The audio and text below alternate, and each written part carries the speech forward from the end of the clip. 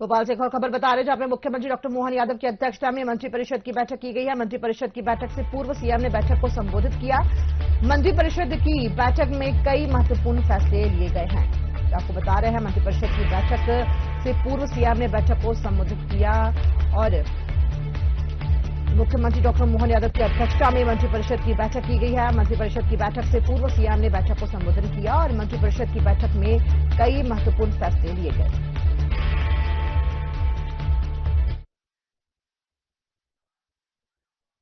19 तारीख से विधानसभा 2083 का प्रादुर्भाव होगा। आने वाला वर्ष सबके लिए मंगलमय हो, हितकारी हो, सबको बधाई। जैसा कि हम सबको जानकारी है, 8 मार्च से 22 मार्च तक जल महोत्सव का आयोजन लोक स्वास्थ्य यांत्रिकी विभाग द्वारा चयनित ग्रामों में किया जाना है। इन ग्रामों खास करके एक आज एमओयू हुआ भारत सरकार के माध्यम से, ये बड़ा हर घर जल नल से जल के अभियान को लेकर के 4 दिन पहले कैबिनेट से माननीय प्रधानमंत्री ने इस बात की स्वीकृति दी कि इस अभियान को 2028 तक स्वीकृति दी जाएगी। आज वो 2 राज्य जो सबसे पहले भारत सरकार के साथ एमओयू कर रहे हैं, हमारे साथ राजस्थान सरकार ने भी भारत सरकार के साथ एमओयू किया है।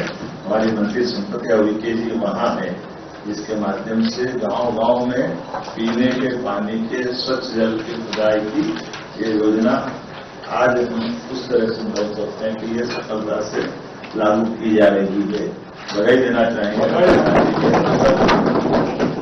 ग्रामीण पंचायत विभाग का, खास करके इसमें बड़ा रोल रहेगा, जिसके माध्यम से इसके संचालन के लिए एमओयू में बहुत सारी चीजों को जोड़ा दी।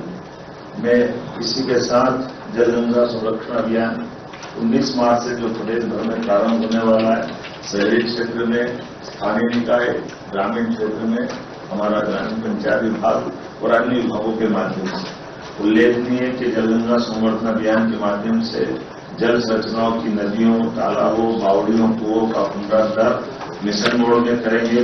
लगातार ये 3रा वर्ष रहेगा जब हम जन जन को जोड़कर एक जन आंदोलन बनाने की दिशा में आगे बढ़ रहे हैं। समाज के हर वर्ग, स्वयंसेवी संस्थाओं, युवाओं को इस अभियान से जोड़ रहे हैं।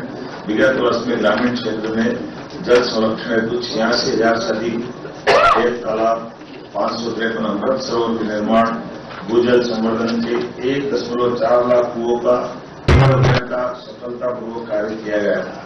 शहरी क्षेत्र में भी 3,300 से अधिक जल स्रोतों का पुनर्जीवन, 2,200 से अधिक नालों की सफाई, नदियों की निर्मलता के लिए 57 प्रमुख नदियां, 194 प्रदूषित नालों की पहचान कर उनके शोधन की योजना बनी थी। 145 नदियों के दुर्गम क्षेत्रों में हरित विकास के लिए गंगोत्री हरित योजना प्रारंभ की गई। इस वर्ष का भी संकल्प है, इससे बढ़कर हमारे द्वारा ये काम किया जाएगा।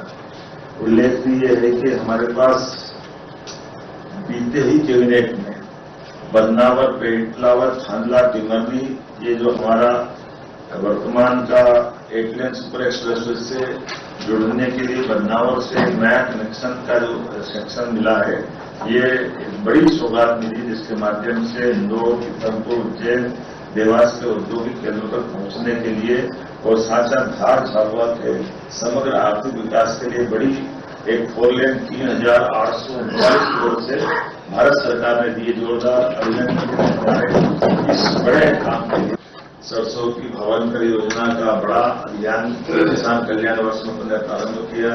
इसमें लगभग 7,10,000 से अधिक सोयाबीन किसानों को बीटर सेना अपने भावांतर की राशि देकर के 1,500 करोड़ की राशि दी। ये देश का पहला ऐसा राज्य है जो सरसों में भी दूसरी बार एक तरह से बढ़ रहा है।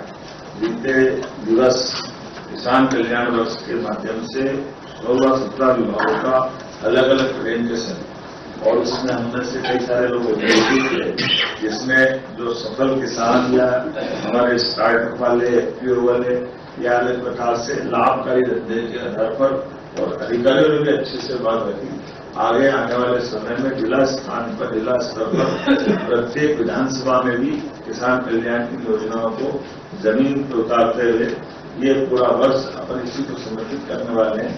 उम्मीद करेंगे कि जिस भावना से, जिस कारण से हमने इसको प्रारंभ किया है, किसानों के कल्याण के लिए सभी क्षेत्रों में समान रूप से, खासकर पशुपालन, मछुआ पालन, मत्स्य पालन और बाकी जो विभाग जुड़े हैं और जो तैयारियां की गई वो बाकी के लिए इसके माध्यम से हम सब राज्य के किसानों की सेवा कर पाएंगे।